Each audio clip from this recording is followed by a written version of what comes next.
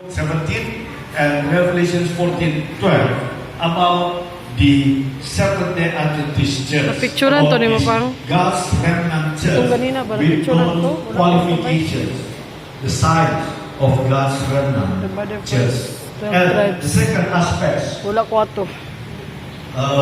we are the church with a prophetic message. In Revelation 14, 9 to 11, the third angel's messages, but actually it is part of the three angels' messages from verse 6 up to 11 or up to 12, the sign of the God's true church.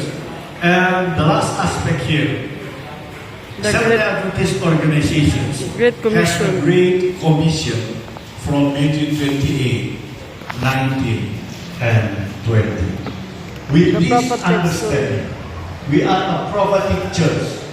We have a prophetic message, and we have a great commissions. That's why I hope you understand that Seventh-day Adventist Church is the only Protestant or evangelical church which spend a lot of their resources to do their mission, to lead souls, people to Jesus. We spend millions of dollars for the evangelistic effort. What is the goal? To bring souls to Jesus, because this is the great commission, the commissions of the Lord, the mission of the Lord. Every year we spend a lot of our resources to do this mission of the church, to bring salvations to the world, to bring the good news of salvations to the world. Okay, there are four forms of church organization. Number one is the papal system. In the papal form of church organization, it says that the Pope has supreme authority. Everything, the decisions of these papal church organizations or system came from the Pope. Okay, second, church organizations, episcopal. The final authority rests with church bishops. Almost similar with papal organizations, but it is papal only up to one person, Pope, but here there are bishops, several church leaders will make decisions. I got information here.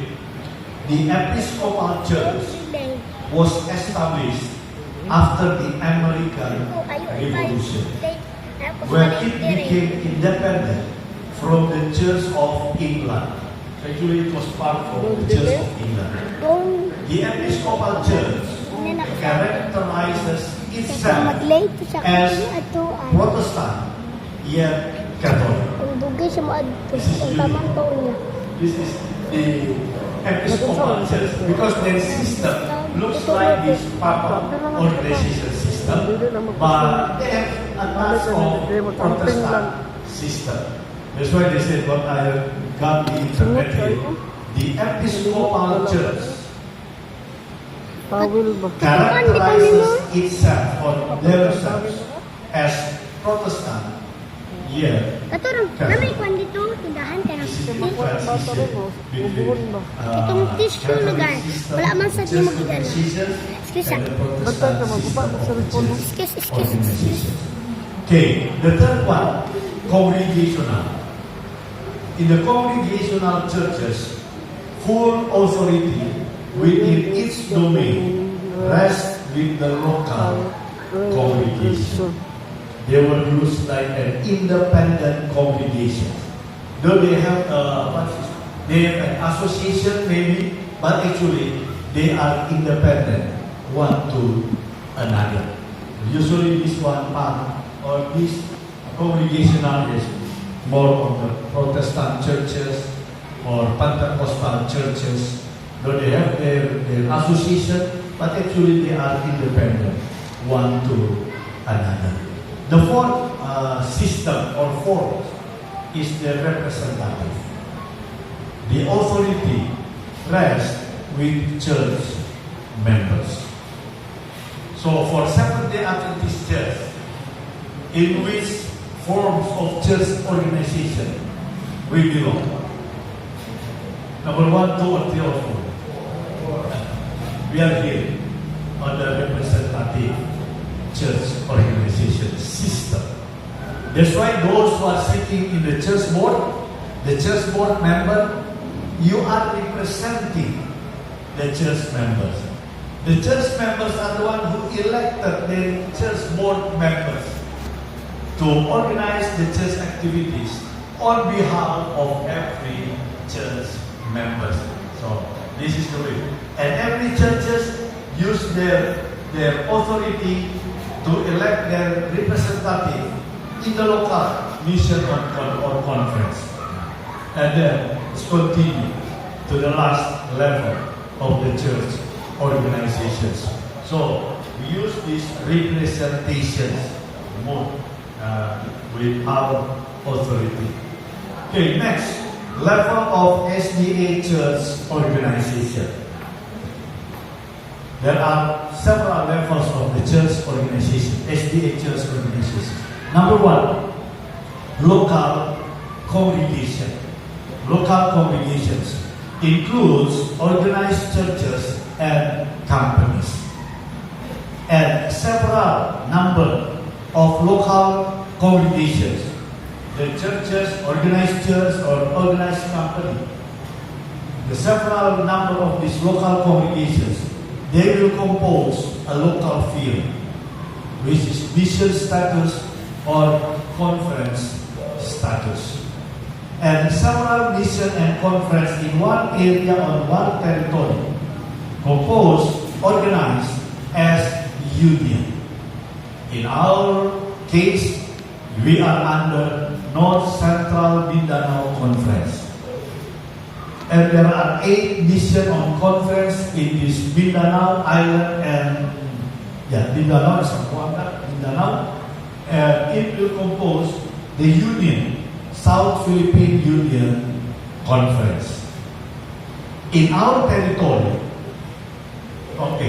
after the Union, several mission and conference composed or established as the Union.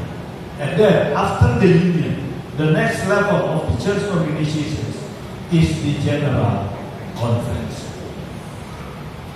representing in 13 division world field.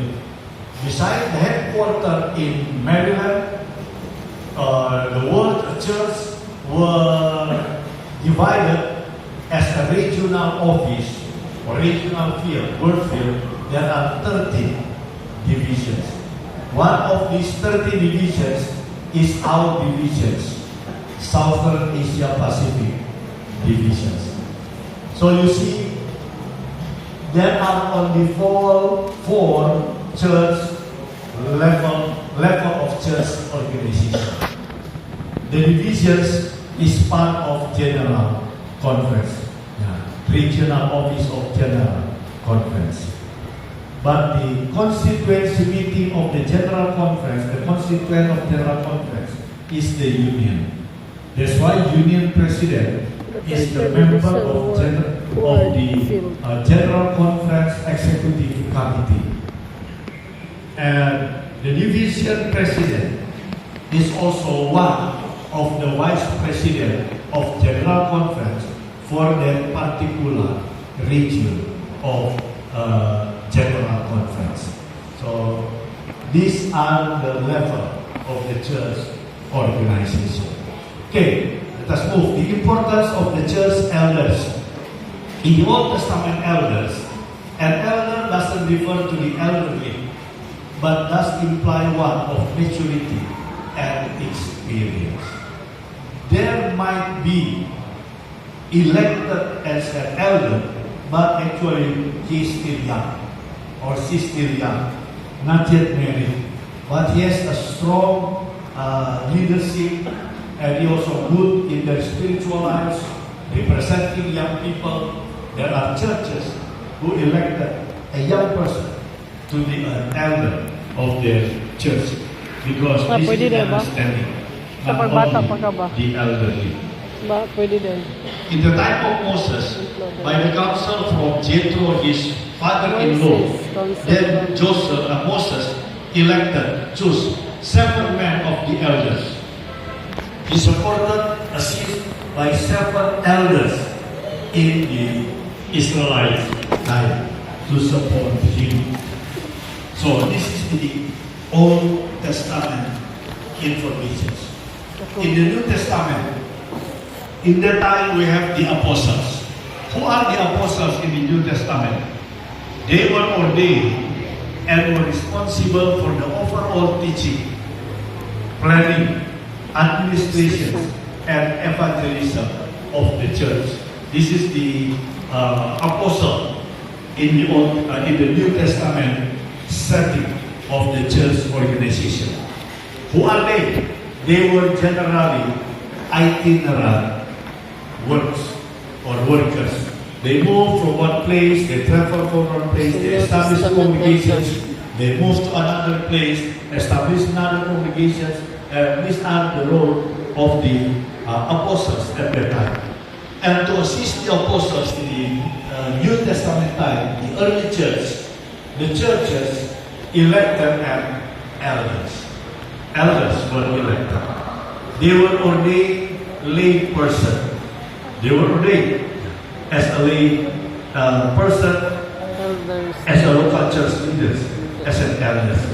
They exercised their spiritual gifts in the local congregations.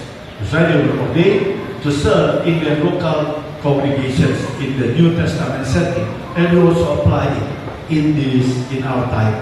They provided a ministry that gave strength and direction to the local church. So this is the role of the elders in the New Testament time. In this time, the apostle, we can represent this apostle as like a pastor, district pastors or a church pastors. And elders, we are elders in our local churches. And in North Central Mindanao Conference, I think your pastors, most are district pastors, right? And most are district pastors. So it looks like this New Testament time, the apostles, they are not staying only in one church, but they will serve the church. I don't know how many churches in one district here in NCMC. Maybe there are 20 churches in one district, in another district maybe 16 or 12. But so the pastor has to go around into all of his churches inside his districts. That's why, but the elders will play a significant role to nurture his particular church where he was elected. Okay, Seventh-day Adventist elders. The need of effective pastor-elder teams are necessary today more than ever, especially in the setting of some conference or mission with only few pastors. That's why they have a district pastors pastoring a church in a district. That's why we need to strengthen these pastor-elder teams in the ministry. We have to learn to depend more upon the ability and skills of well-trained lay people rather than upon the talents and skills of the professional pastor, because we have limited number of pastors. I don't know, Pastor Jerry, how many churches and companies do you have here in your territory? 347 churches and companies. 347. Oh, that's a very big number. 347. Okay. Churches and companies. And how many field pastors do you have? 28 field pastors, excluded those who are in the office. How many church members do you have in this conference? Just approximately. How many thousands? 80,000, 100,000?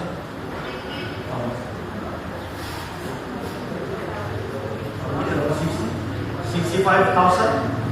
65,000.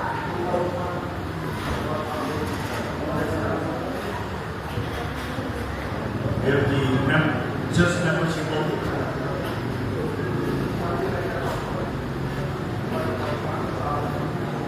So it's about 65, let's say 65,000. Okay. If the 65,000 church members distributed into these 347 churches and companies, means one church or one company have more or less 100 members. 200 members, more or less, between 150 maybe. 150 to 200 members in every church or companies.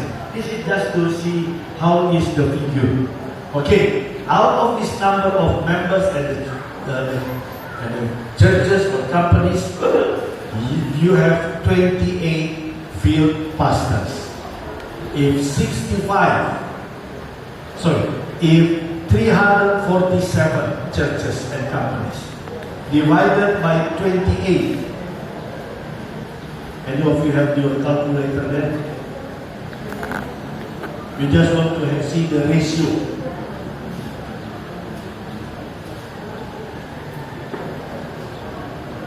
$347 divided by 28. Around 12, more or less 12. One pastor serving at least 12 churches or companies. One serve 12. If we consider the 1 for 12 churches. Yeah.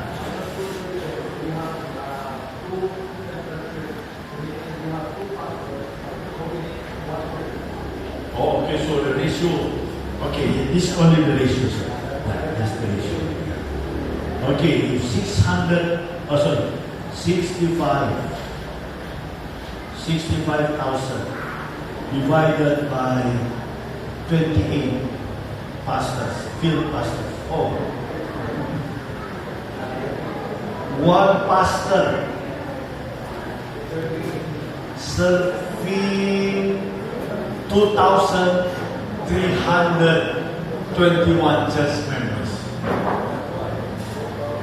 2,321. Okay, means the burden of the pastor still high. That's why pastors need to be supported by the elders here. Because one pastor served 2,321 members.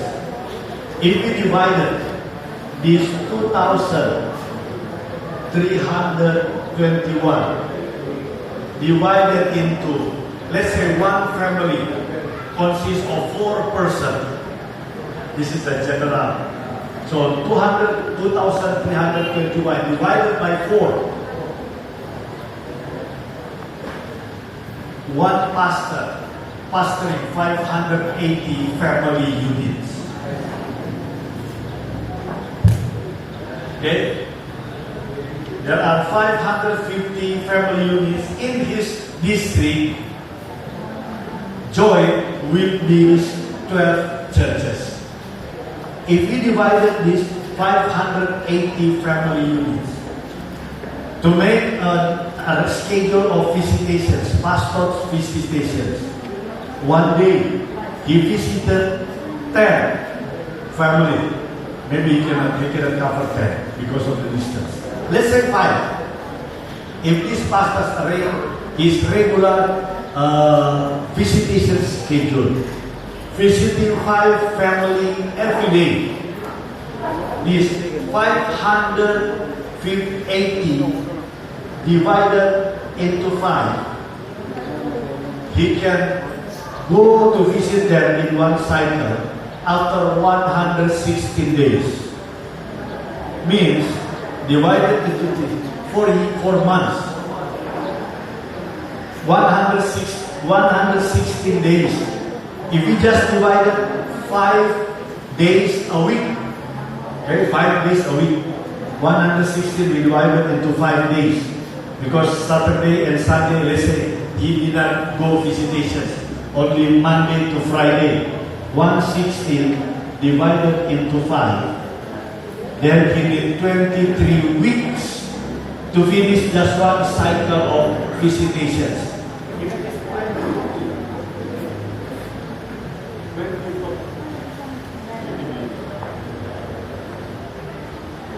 Test, okay, maybe this is right.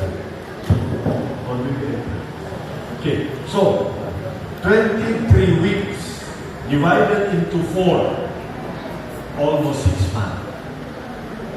So pastors in this conference can visit one family every 6 months.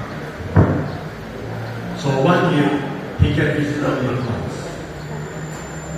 Every semester, he can visit one. The same family will be visited only once a semester. Okay, why do I try to bring you to think about this video? You see the needs of these pastors, elder teams.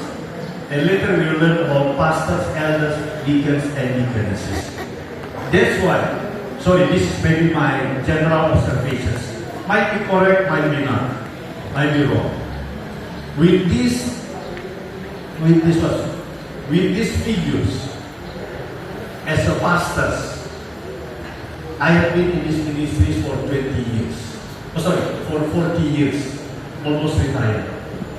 Out of those 40 years of my ministry, I spent 20 years as a church or district pastor. 20 years.